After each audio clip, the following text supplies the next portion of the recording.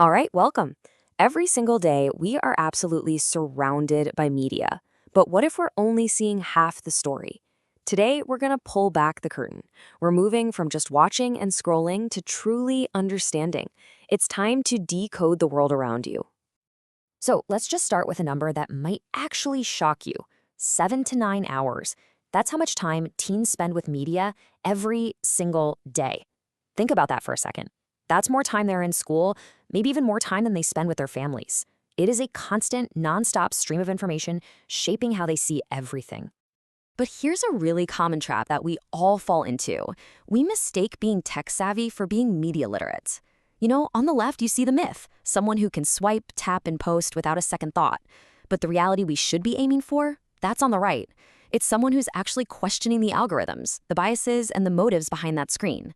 Because let's be real, just because you know how to use the phone doesn't mean you understand the message it's feeding you.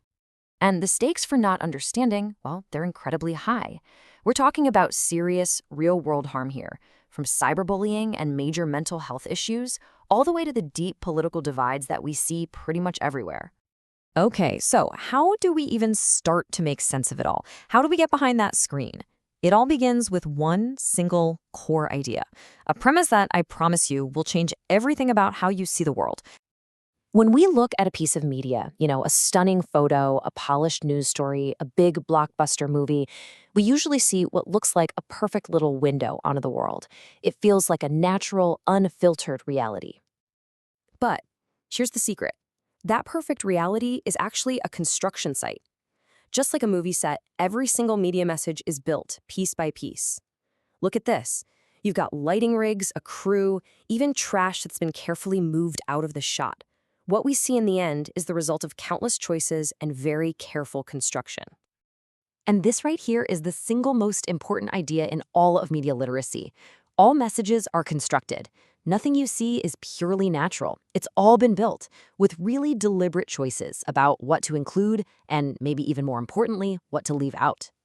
So, if everything is constructed, how in the world do we start taking it apart to see how it works? Well, you need a toolkit.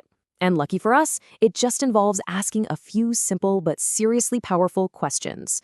Let's walk through them. The very first question you should always ask is about who made it. But it goes deeper than that. It's not just who created the message. The real question is, why did they create it? What was their motive? Because let's face it, messages are almost always created for a reason. And that reason is usually profit or power. Just look at some of these concepts. Gatekeeping. That's the power to decide what even gets to be news in the first place. Or renting eyeballs. That's literally the business model of most social media. You are not the customer. You are the product being sold to advertisers. These forces shape everything we see. Okay, next up, we need to look at what you could call the grammar of media. What creative tricks are they using to grab your attention? The sounds, the colors, the way it's edited.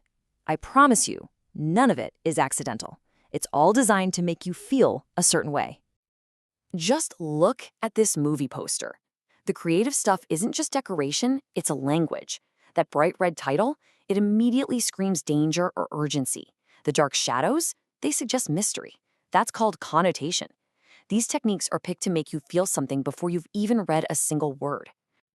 Now here's a really key point. We don't all experience media in the exact same way. We aren't just passive little sponges soaking up a message. We're actively interpreting it, and we're negotiating its meaning based on who we are. So for example, take a simple message like, change now.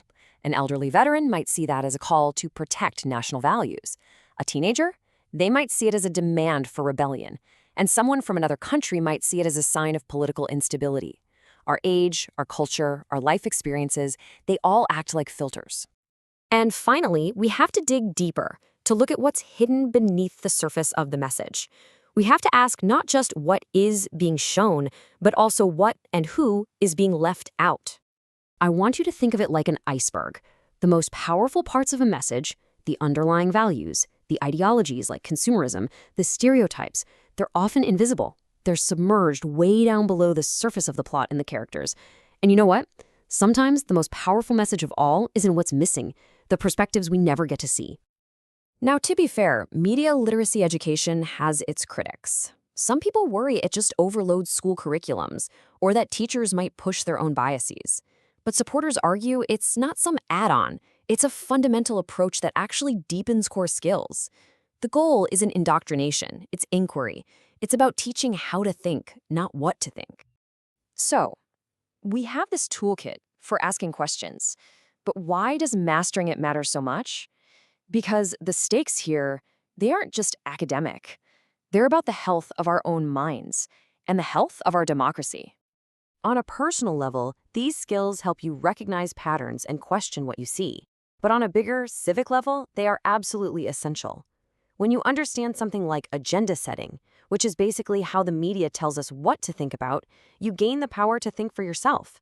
You become a truly informed citizen, not just a passive consumer of headlines. And this is getting even more critical in this new frontier of AI and algorithms. Today, messages aren't just broadcast out to everyone, they are micro-targeted. Your data is mined to create messages specifically designed to reinforce what you already believe, putting you inside a filter bubble. AI literacy? That's the next essential step. The goal, then, in this ridiculously complex environment is to make a fundamental shift. It's about moving from being a passive, kind of unconscious consumer to being an active, critical participant in the whole media landscape. And this all boils down to a pretty simple three-step process. First, use that toolkit we talked about to decode the messages all around you. Second, assess how those messages are actually influencing your own thoughts and feelings. And finally, when you create media yourself, and yeah, even just a social media post counts, do it thoughtfully. You see, this transforms our entire relationship with media. We stop being what some people call prosumers, people who are constantly and often unconsciously both consuming and producing content, like just endlessly scrolling and sharing memes. Instead, we become empowered, active participants who are actually in control of our media lives. And that leaves us with one final thought for you to take with you. The very next message you see today, doesn't matter if it's on your phone, on TV, or a billboard, what's the first critical question you're going to ask?